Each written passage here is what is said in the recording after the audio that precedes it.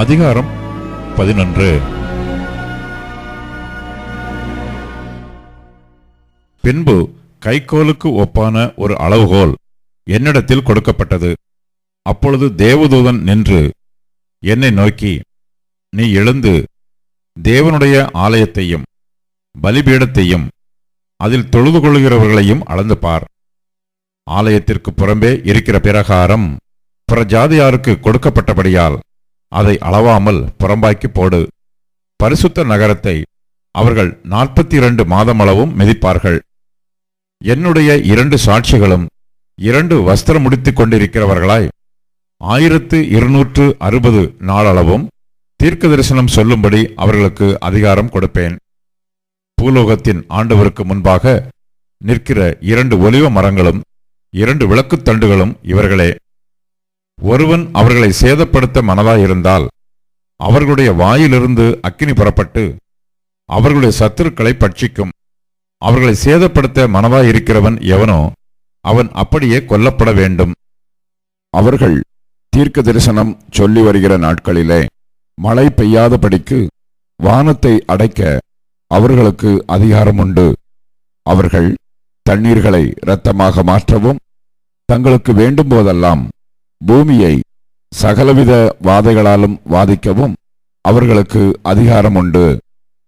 அவர்கள் தங்கள் சாட்சியை சொல்லி முடித்திருக்கும் போது பாதாளத்தில் இருந்து ஏறுகிற மிருகம் அவர்களுடைய யுத்தம் பண்ணி அவர்களை ஜெயித்து அவர்களை கொன்று போடும்.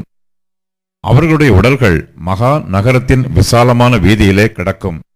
அந்த நகரம் சோதோம் என்றும் எகிப்து என்றும் ஞானார்த்தமாய் சொல்லப்படும்.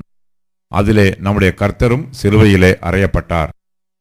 ஜனங்களிலும் கோத்திரங்களிலும் பாஷைக்காரரிலும் ஜாதிகளிலும் உள்ளவர்கள் அவர்களுடைய உடல்களை 3½ நாள் வரைக்கும் பார்ப்பார்கள். அவர்களுடைய உடல்களை கல்லறைகளில் வைக்க ஒட்டார்கள்.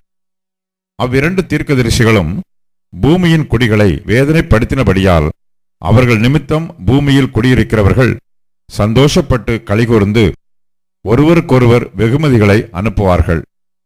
3½ நாளைக்கு பின்பு தேவனிடத்திலிருந்து ஜீவ ஆவி அவர்களுக்குள் பிரவேசித்தது. அப்பொழுது அவர்கள் காலூன்றி நின்றார்கள். அவர்களை பார்த்தவர்களுக்கு மிகுந்த பயம் உண்டாயிற்று. இங்கே ஏறி வாருங்கள் என்று வானத்திலிருந்து தங்களுக்கு உண்டான பெரிய சத்தத்தை அவர்கள் கேட்டு மேகத்தில் ஏறி வானத்திற்கு போனார்கள். அவர்களுடைய சத்துருக்கள் அவர்களை பார்த்தார்கள். அந்நேரத்திலே பூமி மிகவும் அதிர்ந்தது. உடனே அந்த நகரத்தில் 10 பங்கு இடிந்து விழுந்தது. மனுஷரில் 7000 பேர் பூமி அதிர்ச்சியினால் அழிந்தார்கள். மீதியானவர்கள் பயமடைந்து பரலோகத்தின் தேவனை மகிமைப்படுத்தினார்கள். 2ஆம் ஆபத்து கடந்து போயிற்று. இதோ 3ஆம் ஆபத்து சீக்கிரமாய் வருகிறது. 7ஆம் தூதன் எக்காலம் ஊதினான். அப்பொழுது உலகத்தின் ராஜ்யங்கள் நம்முடைய கர்த்தருக்கும் அவருடைய கிறிஸ்துவுக்கும் உரிய ராஜ்யங்களாயின.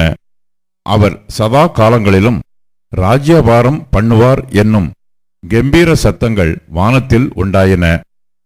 அப்பொழுது தேவனுக்கு முன்பாக தங்கள் சிங்காசனங்கள் மேல் உட்கார்ந்திருந்த 24 மூப்பர்களும் முகங்குப்புற விழுந்து, இருக்கிறவரும் இருந்தவரும் வருகிறவருமாகிய சர்வ வல்லமையுள்ள கர்த்தராகிய தேவனே, உம்மை ஸ்தோத்தரிக்கிறோம்.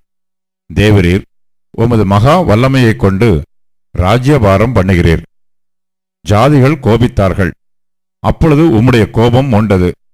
மரித்தோர் நியாயத்தீர்ப்பு அடைகிறதற்கும் தீர்க்கதரிசிகளாகிய உம்முடைய ஊழியக்காரருக்கும் பரிசுத்தவான்களுக்கும் உமது நாமத்தின் மேல் பயபக்தியாயிருந்த சிறியோர் பெரியோருக்கும் பலனளிக்கிறதற்கும் பூமியை கெடுத்தவர்களை கெடுக்கிறதற்கும் காலம் வந்தது என்று சொல்லி தேவனை தொழுது கொண்டார்கள். அப்பொழுது பரலோகத்தில் தேவனுடைய ஆலயம் திறக்கப்பட்டது. அவருடைய ஆலயத்திலே அவருடைய உடன்படிக்கையின் பெட்டி காணப்பட்டது.